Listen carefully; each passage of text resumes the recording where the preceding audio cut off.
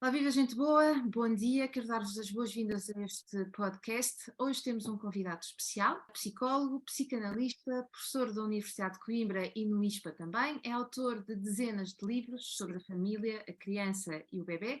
Eduardo Sá, quero dar-lhe as boas-vindas a este nosso podcast. Bom dia para si. Muito obrigado, bom dia também para si. Então, a nossa conversa tem como ponto de partida o seu mais recente livro, O Pai é Meu. Tenho aqui o meu exemplar, que é Livros Horizontes, me fez chegar. E vamos aqui logo para a primeira questão. De uma forma geral, nós vimos o Eduardo frequentemente a escrever mais frequentemente para mães ou a dirigir-se mais a mães, e desta vez está a olhar em particular para o pai. O que é que está aqui na origem deste livro? Porque é que o pai... Nada. Nada, nada, nada. Olha, nada. Eu trabalho invariavelmente com mães e com pais há muito tempo. Escrevo para mães e para pais. Admito que em muitas circunstâncias o meu público seja mais feminino, porque as mães são mais participativas, ou pelo menos eram até há algum tempo, nestas questões da educação. Mas, entretanto, as coisas têm vindo a mudar muito e, portanto, mas não foi por isso que eu passei a escrever papéis. E, meu Deus, há anos e anos que eu faço de uma forma regular, e mal seria que eu, estando envolvido em tudo o que tem a ver com o desenvolvimento, não tivesse em consideração a importância do meio do pai. Aliás, desta é a parte, eu acho que tenho alguma responsabilidade, até por algumas implementação de algumas medidas legislativas que passaram a considerar o pai, nomeadamente quando se fala de divórcio de guarda conjunta e de residência alternada. Cheguei-me à frente em muitas circunstâncias quando ainda se dizia que isso era desorganizador para as crianças e se fizeram quase cruzadas contra isso, e portanto o pai não é uma descoberta recente na minha vida, como ainda por cima, como imagina, sou suspeito, mas não, isto foi uma questão meramente acidental. Eu tinha este texto escrito há imenso tempo, tinha esquecido literalmente, e houve um dia que a Sílvia, dos Livros Horizonte, me telefonou, conversámos, me desafiou, e eu disse-lhe: olha, tenho aqui este texto, e ela imediatamente o tomou em mãos com todo o carinho e levou por diante, e portanto a responsabilidade deste livro é se calhar até mais dela do que propriamente minha. Tinha ficado esquecido com um tema tão importante. Traz aí essa questão da guarda partilhada e da importância do pai estar presente na educação dos filhos. Isso não é de todo desorganizador, pois não? Ainda bem que estamos a falar neste assunto, porque a presença do pai... O pai na organização dos filhos, não. Aliás, eu acho que as mães, se forem atentas, até agradecem muito, porque tudo o que seja duas pessoas a pensar de uma forma séria e envolvida sobre os cuidados a ter em termos educativos em relação a uma criança, enfim, é uma mais-valia para a criança em primeiro lugar e para os pais logo a seguir. E portanto, nessas circunstâncias, eu não percebi, enfim, todo o bruá que de início isto suscitou. Tenho muita pena que muitas pessoas que eu respeito e admiro, nessa altura, quando tudo isto foi lançado, fizessem disto uma espécie de guerra de sexos, como se de repente o pai se estivesse a tentar intrometer em competências que eram essencialmente das mães.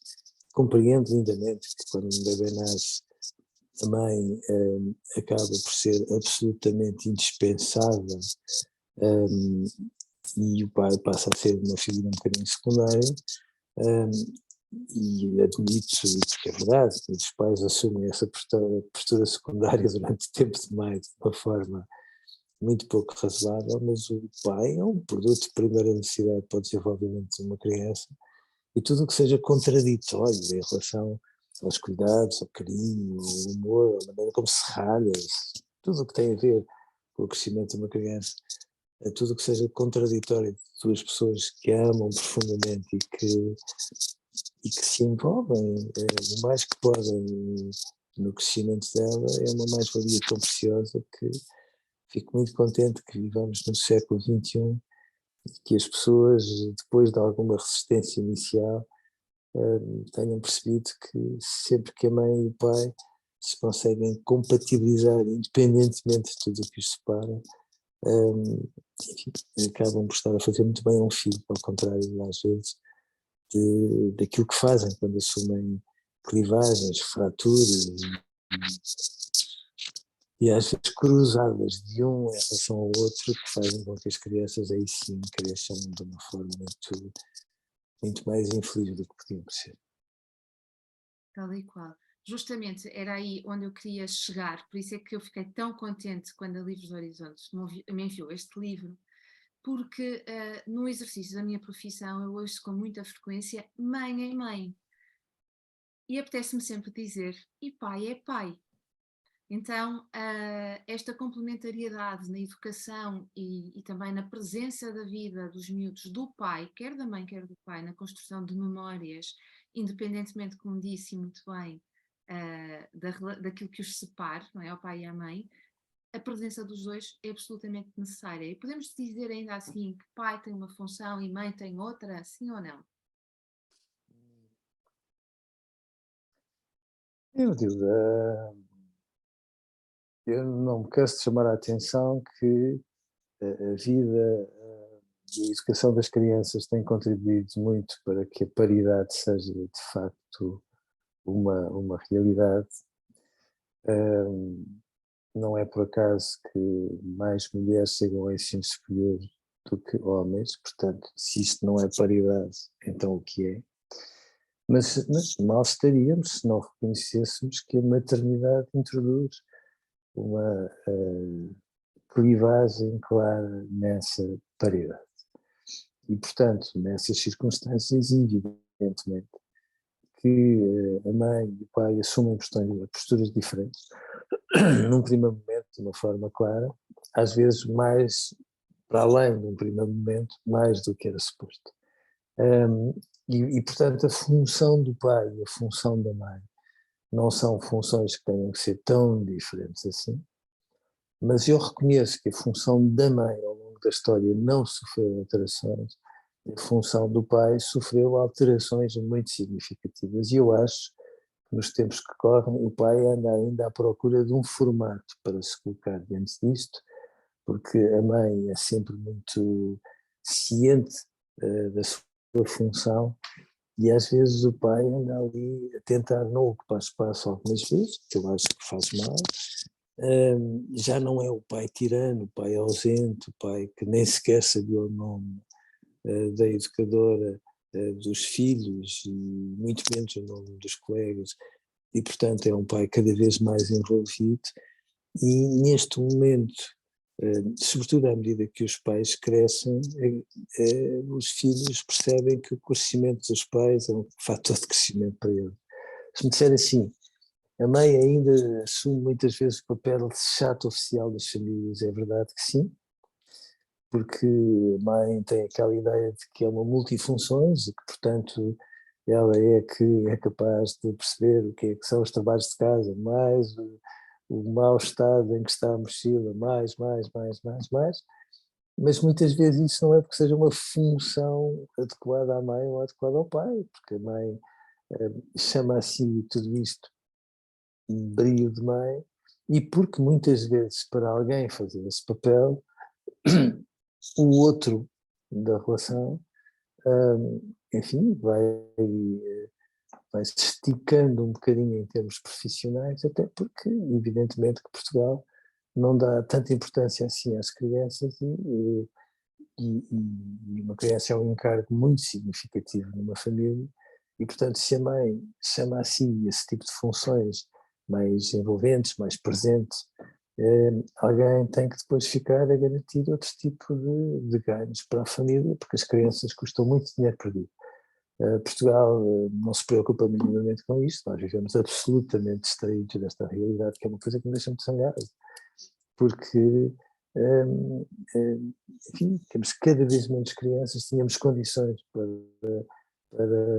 dar aos pais os recursos indispensáveis para que eles pudessem ser melhores pais, porque, obviamente, se nós formos ponderar o tempo que uma criança exige aos pais, os recursos financeiros que exige aos pais, etc, etc, etc, nós vivemos num estado distraídíssimo para estas questões, em um estado com déficits de atenção só me pode zangar, porque nós todos esperaríamos que houvesse outro tipo de cuidados que permitissem às mães e aos pais, sempre que querem que os filhos pudessem tê-los, e a paridade fosse uma realidade muito mais levada a sério pelo Estado, e não é agora que haja uma função rígida, não, é uma função complementar, se quiser tomando em consideração aquilo que eram os papéis anteriores,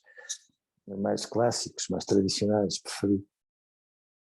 Há mães que fazem muito bem o papel de pai e há pais que são melhores mães e, portanto, se nós, do que muitas mães, e, portanto, se nós formos ver por aí, as coisas não têm essa rigidez e ainda bem, porque não tem que ser assim. O que é importante é que haja dois pais muito envolvidos a serem pais e que depois que dividam essas tarefas consoante aquilo que entendam, mas se o fizerem como fazem, com toda a boa fé e com todo o bom senso em relação em função do desenvolvimento das crianças, as crianças só agradecem como têm vindo a acontecer. Hoje os pais são melhores pais do que há uma geração, do que há duas, do que há três, e portanto, independentemente daquilo que se diz, hoje os pais têm mais envolvimento no desenvolvimento dos filhos do que alguma vez tiveram ao longo da humanidade. Podemos dizer que os pais hoje em dia estão mais preocupados, têm mais acesso à informação, estão mais formados? Ou Estão mais preocupados. Eu tenho muito medo da informação a que os pais têm acesso. isso era Porque muita da informação a que os pais têm acesso às vezes está equiparada quase à categoria de lixo. Ou seja, acho muito importante que os pais tenham acesso a pontos de vista, etc, etc, mas por favor tenhamos o bom senso de assumir que não é por sermos pais pela primeira vez que estamos habilitados para falar de parentalidade.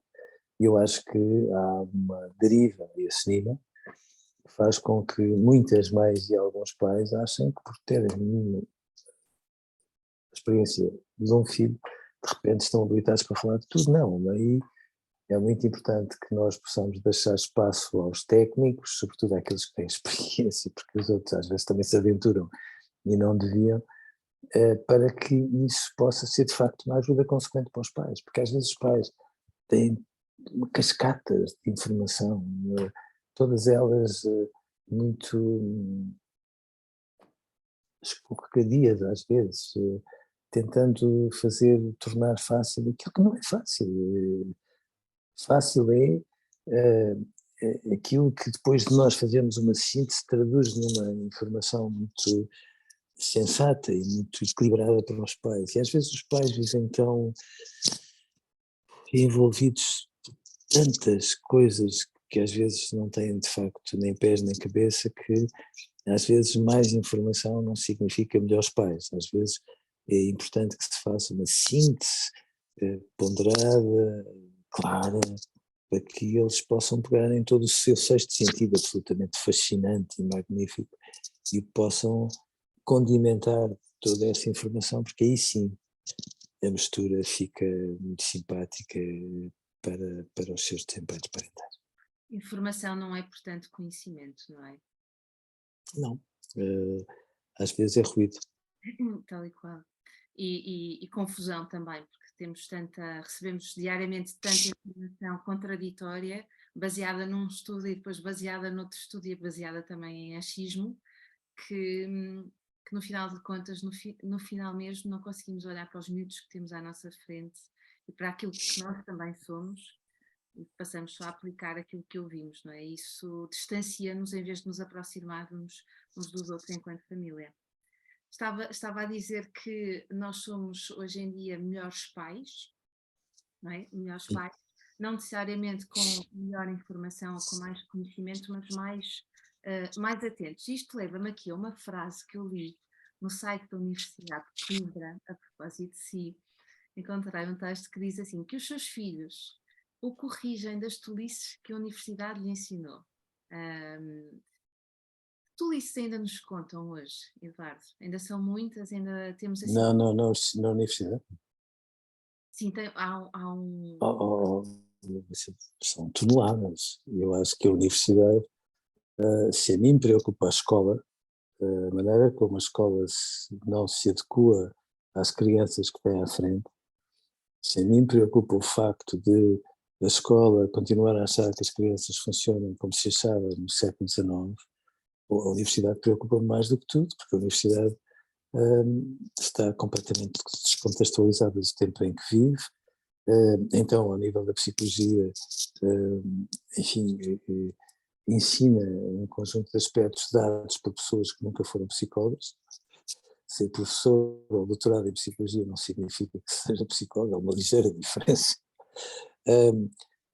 Os currículos universitários não têm rigorosamente nada a ver com aquilo que é indispensável na formação de um psicólogo, e fico às vezes pasmado como é que os psicólogos, apesar de tantos maus tratos a nível das licenciaturas e dos mestrados integrados, ainda assim conseguem depois, até porque os psicólogos são quem compra mais formação pós-graduada, honra lhes seja feita, conseguem depois, enfim, reunir um conjunto de conhecimentos indispensáveis para que sejam melhores psicólogos. Agora, as faculdades de psicologia precisavam de fazer uma seríssima reflexão em relação àquilo que é a formação indispensável, daquilo que é a formação indispensável para a construção de um psicólogo, e acho que a Ordem dos Psicólogos Portugueses tem em mãos uma tarefa que eu receio que não tenha levado efeito da forma como devia, que é, enfim, contribuir para que de fora para dentro as universidades mudem, porque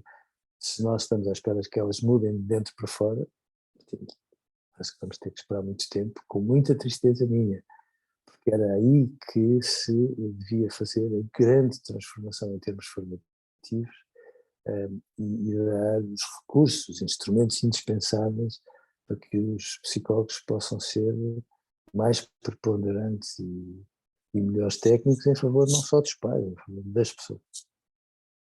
E o início disso e o início dessa transformação será na universidade, é isso que está a dizer.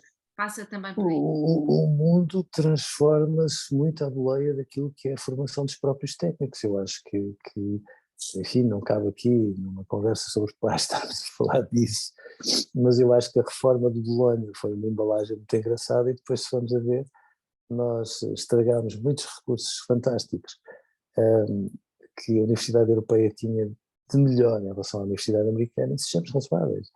Então, da mesma forma que o facto de haver cada vez mais alunos que entram com 17, 18 e 19 na universidade não significa que nós estamos a produzir mais génios, bom, a proliferação de papers que os professores publicam não significa que eles tenham trazido tantas transformações à investigação científica, porque senão onde é que elas estão, por favor? Não é verdade. E, portanto, nós temos vindo distraidamente a ir num registro como este, e se é necessária uma transformação muito grande em relação àquilo que se faz chegar aos pais, eu não tenho dúvidas que uma universidade séria, aberta, arrojada, pensada no futuro e não na gestão dos pequeninos poderes que as universidades geram, seria um fator de mudança. Portanto, mais depressa as engenharias estão à frente porque obviamente pensam no futuro, do que, infelizmente, as escolas de ciências humanas, que às vezes replicam conceitos, vícios de forma e outras coisas de passado. A aguardar essa mudança. Ainda voltando aqui, regressando um bocadinho a esta ideia das tolices e das crenças, quais são as crenças que ainda hoje mantemos em relação à parentalidade e que não nos servem mais? Podemos deixar cair. Então, sabe que eu, curiosamente, eu sou a antítese de uma pessoa conservadora, eu tenho a ideia que os pais não são pessoas de manterem muito esse tipo de crenças, tomando em consideração o passado. Sendo certo que há uma de todas elas que eu acho que nós devíamos manter religiosamente, é que os pais sabem mais que os filhos. E porque sabem mais que os filhos, têm mais responsabilidades em relação à educação do que pode parecer. E, portanto, a mim preocupa muito que se tenha criado um certo furor com uma ideia de que, no fundo, os pais se podem demitir em relação à autoridade, aos ritos, a isto ou aquilo, e esperar que as crianças é que definam os parâmetros da sua educação. Eu acho que os pais, quando fazem isso por boa fé, não tenho dúvidas disso, estão a criar uma situação muito difícil para os filhos, portanto, estão a ser piores pais do que eles imaginam. É evidente que depois eu tenho muitos quilómetros de rodagem, portanto eu passo a vida a ver estudos para tudo e para alguma coisa. Há pouco chamou a atenção para isso. Quando nós temos experiência de investigação, percebemos que muitas vezes os estudos são uma forma de vender uma ideia que faz com que as pessoas imediatamente fiquem intimidadas, porque estudo para elas significa a ciência à frente de tudo, e a maneira como a ciência produz coisas inconsistentes é mais do que muita, mas eu acho que é muito importante nós estarmos aqui para servirmos de contraponto. É evidente que quando nós chamamos a atenção para coisas que não têm nem pés nem cabeça, há sempre alguém que diz, bom, mas isto é o que há de mais moderno. Mas, enfim, eu fui assistindo ao que há de mais moderno ao longo dos anos e à maneira como o que há de mais moderno caiu e morreu de morte natural logo a seguir. E a função de um técnico, ainda por cima com responsabilidade e com experiência, é chamar a atenção do óbvio, mesmo que vá em contramão, porque é isso que é esperado do bem comum. E, portanto, esta de todas é a crença, se lhe preferi chamar assim, que a mim mais me preocupa, é criar-se esta ideia de que, no fundo, uma educação democrática que implica escutar as crianças, escutar aquilo que são os anseios das crianças, que fique claro. Mas uma educação democrática não significa que sejam as crianças a definir o que é indispensável para elas, porque se fosse assim, nós não precisávamos de chamar a atenção do modo como elas precisam muito da responsabilidade dos pais para definir todos os parâmetros que são indispensáveis para o crescimento delas. E às vezes tenho medo, mais uma vez, por causa destas ondas de blogs e grupos de pais e coisas do género, que são muito importantes, mas que às vezes baralham os pais em relação àquilo que é a sua função indispensável e que se calhar não deviam fazer. Sim, que é orientar, colocar limites. Se me permite, aqui há uns anos, etc. Aqui há uns anos, vou colocar já aqui uma questão que vai ao encontro disso que está a dizer. Aqui há uns anos, quando eu lancei o meu primeiro livro, que tem como subtítulo o Guia para Trabalhar a Autoridade dos Pais e a Autoestima dos Filhos, num destes grupos de mães, alguém comentou a propósito do mesmo, que nunca compararia este livro, porque tinha como subtítulo a autoridade dos pais e que essa pessoa não gostaria de ser autoridade na vida dos filhos. Para isto, a autoridade parental é absolutamente necessária. Por que temos tanto medo da palavra termos autoridade na vida dos miúdos? Nós tivemos 50 anos de uma ditadura que trouxe um mau nome à experiência da autoridade e porque nós todos acabámos por ter experiências na escola ou nas famílias onde o autoritarismo era tudo aquilo que existia quando não existia autoridade. E, portanto, as pessoas às vezes ainda acham que a autoridade não é um exercício de bondade, é. Se a autoridade conquista-se pela sabedoria, pelo sentido de justiça e pela bondade. E, portanto, num registro destes, mal estaríamos que os pais não fossem autoridade com base nisto.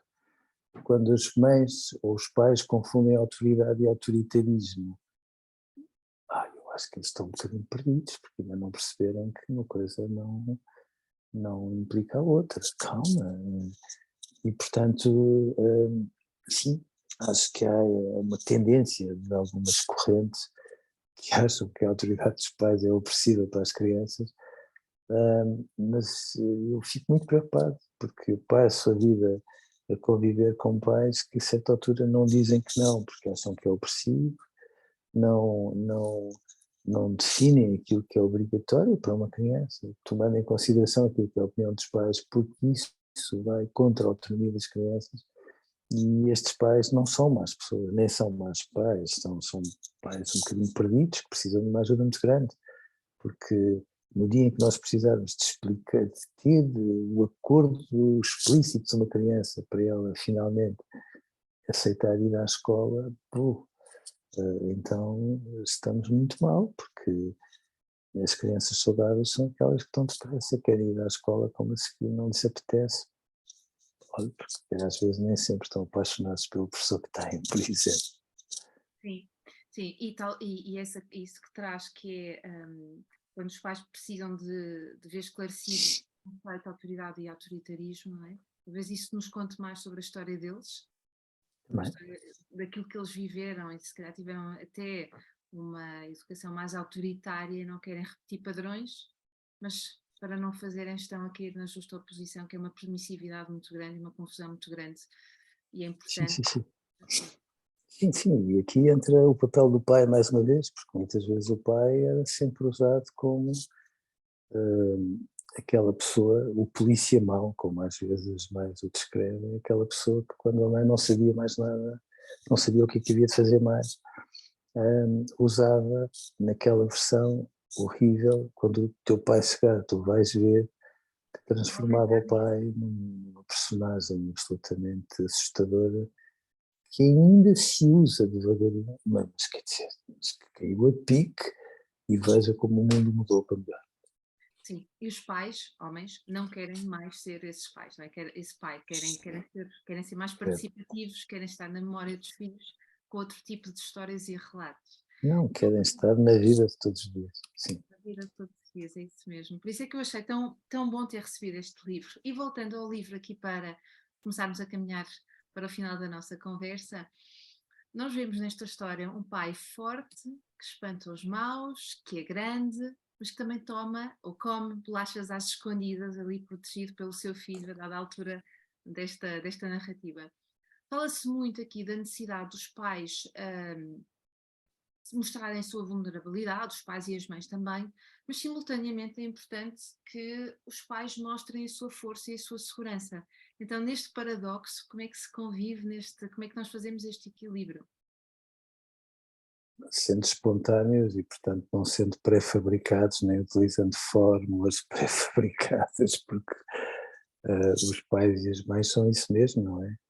São fortes como granito, corajosos, mais corajosos que as pessoas mais corajosas do universo, portanto são super-heróis e depois engasgam-se, têm medo e choram e tudo, e não é isso que assusta as crianças. O que assusta as crianças é sentirem às vezes a falsidade dos pais à procura de uma forma de estar que não sejam eles.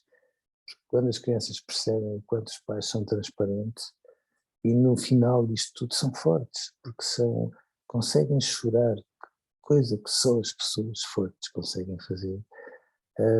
As crianças agradecem muito, porque os pais estão a educá-las com bons exemplos. E isso é a melhor coisa que elas podem ter da parte dos pais. O melhor exemplo, não é? Talvez numa próxima geração não tenham tanta necessidade de fazer assim tão diferente dos pais que tiveram. Vão ter sempre, vão ter sempre. Nós Temos sempre a mania secreta de que conseguimos ser melhores que os nossos pais e às vezes temos a convicção secreta que os nossos pais viveram mais ou menos na pré-história, até à altura em que somos pais e percebemos as dificuldades que tiveram e a generosidade incrível que eles foram capazes de ter para que, em circunstâncias muito difíceis, em muitos momentos, terem sido capazes de fazer melhor do que nós. E isso é uma coisa que nos torna humildes e que nos torna capazes de dizer aos nossos filhos: agora, se tu queres fazer melhor, força, enche aí o peito de ar, porque vais precisar de fazer erros às vezes maiores do que aqueles que eu fiz para conseguires ir para além daquilo que eu fui, que é no fundo aquilo que nós fazemos todos ao longo dos tempos. Mas sim, os nossos pais fizeram coisas absolutamente magníficas e às vezes eu tenho medo que os nossos filhos não tenham bem a dimensão daquilo que foram capazes de fazer os avós, porque se conhecerem melhor os avós, vão perder as peneiras e aquele deslumbramento que são os maiores e vão perceber que os pais tiveram pais com dificuldades tão grandes, foram capazes de fazer coisas tão bondosas que conhecerem os avós é provavelmente a melhor escola para que os nossos filhos sejam melhores pais. Esperemos que sim. Talvez seja esse o motivo pelo qual nunca teremos essa ideia antes de nos tornarmos pais, porque se tivéssemos Seguramente. essa noção, se calhar não íamos ser pais perante a evidência dessas dificuldades. Eduardo, estamos aqui a chegar à reta final da nossa conversa. Gostava que partilhasse connosco as suas redes, onde é que o podemos encontrar no Instagram, qual é o arroba e o seu site para podermos seguir quem ainda não segue.